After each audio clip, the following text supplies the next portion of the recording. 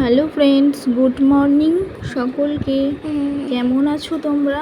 আশা করি ভালো আছো। তোমাদের ভালোবাসা এবং আশীর্বাদে আমিও মোটামুটি ভালোই আছি। তো দেখো, আজকে আমি একটি রেসিপি তোমাদের সাথে শেয়ার করছি।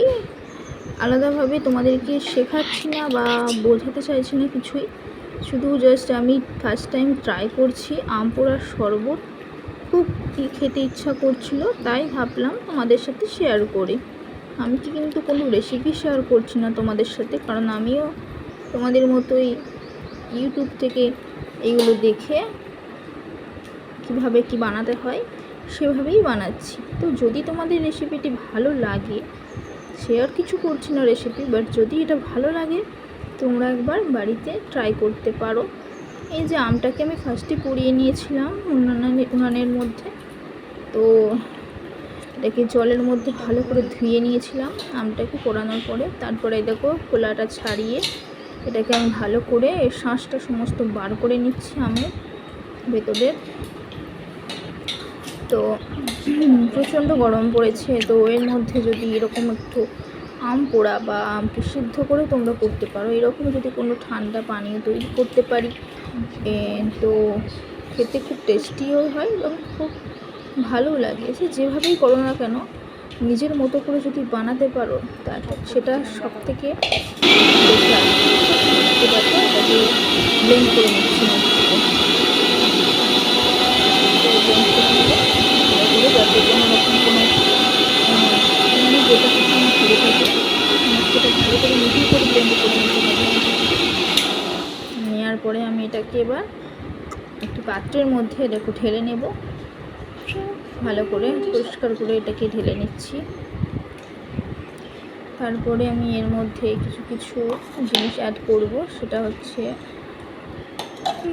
চিনি পরিমাণ মতো। তোমরা টেস্ট করে করে দিও, কারণ আমারও আন্দাজ ঠিক নেই, তাই তোমাদের বলতে পারছি না, একটু টেস্ট করে নিও। তারপরে দিচ্ছি গোলমরিচ, একটু ঝাল ঝাল টক টক মিষ্টি মিষ্টি, নুন সবটা যদি না ভালো থাকে আমের শরবতটা ঠিক জমে না। তো দেখো, এবার দিচ্ছি বিট লবণ বা ব্ল্যাক সল্ট। এবার এগুলোকে একসাথে ভালো করে খুব ভালো করে মিক্স করতে হবে, যেন কোনোখানে কোনোটা জমে না যায়। ভালো করে মিক্স করে নিতে হবে, তবেই তো আসবে সুন্দর আমের পোড়ার শরবতের স্বাদটা।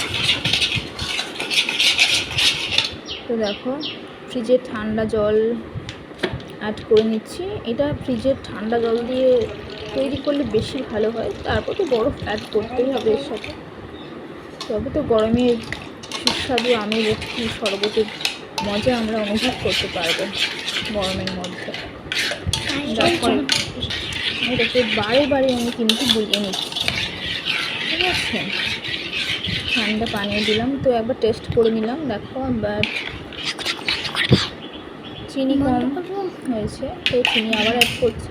তোমরা টেস্ট করে করে দেখে রেখে দিও, কারণ সবসময় তো বলতে পারবো না সবার পরিমাণটা তোমরা কীভাবে নিয়েছো, কতটা নিতে হতে পারে। তাই যেভাবেই করো না হয় একটু টেস্ট করো, তারপরে যদি লাগে তারপর আবার অ্যাড করবে তোমরা।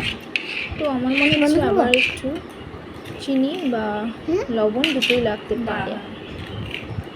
তো এটাকে দিয়ে দিলাম, আবার এটাকে ভালো করে গুলে নিতে হবে। তো এবার দেখো, তিনটে আমি গ্লাস নিয়ে নিয়েছি, তার মধ্যে সার্ভ করছি আম পোড়ার শরবত। তিনটে গ্লাসের মধ্যে ঢেলে নেব, তোমরা দেখো। এবং আমি খাবো, কেমন হয়েছে জানি না, অবশ্যই ভালোই হবে, কারণ আমি তো নিজে টেস্ট করে করেই করেছি। তো এর মধ্যে আমি এবার বরফ কিছু অ্যাড করে দেবো, যাতে আরও সুন্দর ঠান্ডা ঠান্ডা একটা স্বাদ আসে মুখের মধ্যে।